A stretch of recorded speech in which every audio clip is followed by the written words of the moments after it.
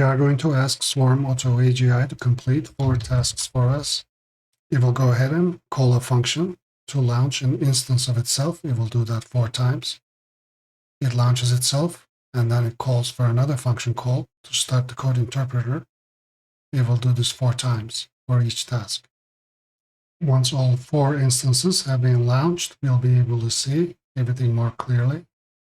The first task was starting the code interpreter function call and asking to download the last 3 months of NVIDIA stock price, save it to CSV, and then plot it. Then it initiates open interpreter, code interpreter. And then it wants to install some pip installs. We're going to go ahead and say yes to this. And the second one was tasked with building a space shooter game using Pygame. And this one uses code interpreter as well. We're going to go ahead and say yes to this. The third one actually here was tasked with writing a short story about AGI and write it to agi.text, and code interpreter came up and actually have done that. And the last task was to write 2 .md files, one about Python, one about JavaScript, and this one didn't require code interpreter, and this was completed as well. As you see, agi.text is written, javascript.md and python.md is already written. We also have a 5th instance of Auto AGI running in our Visual Studio Code. We can ask it to tell me a short story. And this will run independently of the other ones.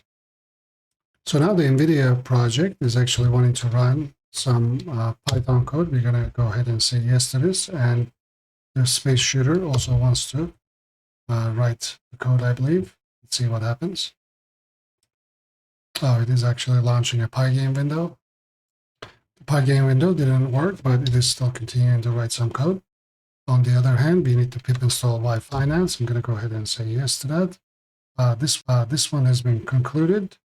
This was the one that wrote the .md files. We can ask it to do something else, write math.py for math functions. And this is going to go ahead and do that. This was also done. We can just close this then. Let's see what this is doing. Would you like to run this code? Let's run it. Got an error, so it's probably going to try to fix it. Okay, it's going to try that, and here we're going to let it run this code. It has downloaded the CSV. I believe we now have saved it.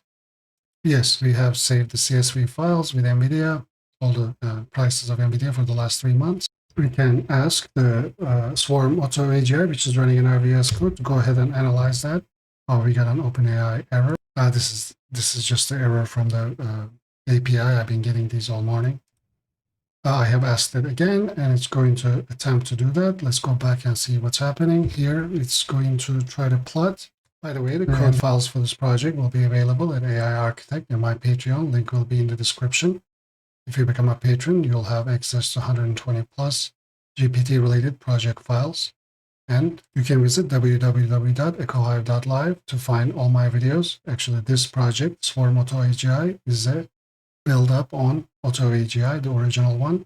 I recommend you watch this because I go into a really detailed code review. This is the best agent I have ever used. I mean, I built it for my own use anyway. You can take a look and decide for yourself. Now that it has Swarm capabilities and it also has access to a code interpreter, it is pretty much just an NVIDIA graph for us. Okay, it got an error. It's going to try to fix it. This one's going to try to run the code and got another error. Okay, this time we're running it again, and here we go. We have our plot. So now we're done with this one. We can close this. And here we are going to analyze NVIDIA.csv file. It actually says that to proceed with detailed analysis. Let's say it is going to tell us some analysis here. And it seems the one that was trying to build a space game kind of have failed. The code interpreter here in this case failed. I am again asking it to ask the code interpreter to build a space shooter game in space.py using Pygame, no images. And it starts the code interpreter. This is Open Interpreter, which is open source. I'll put the link in the description. Pretty cool stuff. open interpreter. So he wants to pip install pygame. Requirement already satisfied. It again wants to run the code. I think it was writing the code, but it wasn't writing it to a file. We can go ahead and try to do it again, but instead I rather talk a little bit about the code. While we are reviewing the code, I'm just going to ask Auto AGI to write 8.py files, 4 for basic math and 4 for more complex. So it's going to go ahead and write it. It already wrote addition. So as you can see, it runs pretty well. Okay, the few things we need to pay attention is that you need to use Python 3.10 or later. Please read in detail the requirements. I have a lot of information there. Also, make sure to pip install all the libraries in your base environment due to how I am calling the start auto AGI function call. If you wanted to use a separate environment, such as a conda environment, you can actually uncomment these and try to actually work with this as well. This is a little bit glitchy, but certainly you can give it a try.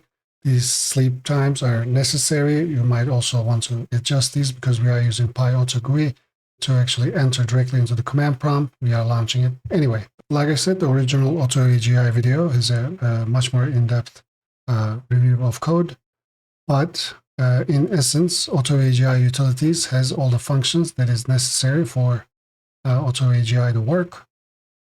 AutoAGI.py is the main code that runs it. I actually have found the safe JSON loads from Open Interpreter as well. Works pretty well. If you've ever run into JSON.loads problems with function calling, this seems to deal with it in an all right manner. So we have our main interface. We initiate using Message Manager, which is a class in Auto AGI Utilities, which manages our messages, counts tokens, and stuff like that. Then we initiate GPT session, which is in GPT call.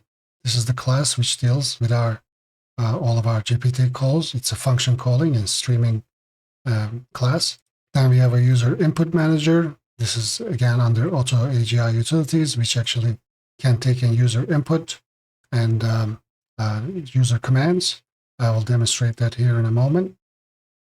Also takes in user input. Then the rest of the code is to actually keep calling GPT, making sure to see if we have received a regular response or a function call, then try to load all that and load it with safe JSON loads. Then run those functions, and then essentially that's about it. And our functions are consisting of read file, write file, append a file, code interpreter to run open interpreter, start auto AGI, which starts an instance of itself, and function definitions.py file automatically and dynamically generates function definitions from all the functions that is already existing in the functions.py file. You see all 8 of our .py files have been successfully written: addition, complex addition, division, all of that. Now, when you run Auto AGI, you're greeted with just you. You can actually click on help, and you get available commands. You can click on, you can write multi and then enter into a multi-line input. And then to run that, that's going to be, you have to say done to send this because it's multi-line input. It's not going to understand what we're talking about. You can reset the current session messages. So you go back to 0 tokens. Of course, you still have your system messages. Total token, it also counts tokens as you're working with it. You can go into multi-line mode and escape out of it. Like I said, you can start a new version of itself. Start an Auto AGI, and it's going to call a function and start an Auto AGI. So you can actually have multiple versions of it. See, it actually ended up starting 2 instances because this one started another one, but we can now talk to them as many times as we like, ask it different questions, ask them to work on the same file, for example. So all in all, this works very well. To start the code interpreter, ask code interpreter what is 2 plus 2. It is asking this question with a function called the code interpreter, and our code interpreter actually runs some code for us and gives the result as 4. and then we get the result, and then we can continue to interact with it. So all in all, this works very well. There are some hiccups with it. I will be making more videos on this, improving and going over the code more in depth. Like I said, all the code files will be available for my Patreon supporters. And thank you for your support, by the way. And feel free to view all my videos at www.echohive.live. I hope you enjoy this. This is pretty exciting for me. I really have been working on it last few days, and I'm hoping to improve this. Let me know what you think in the comments, and see you in the next video.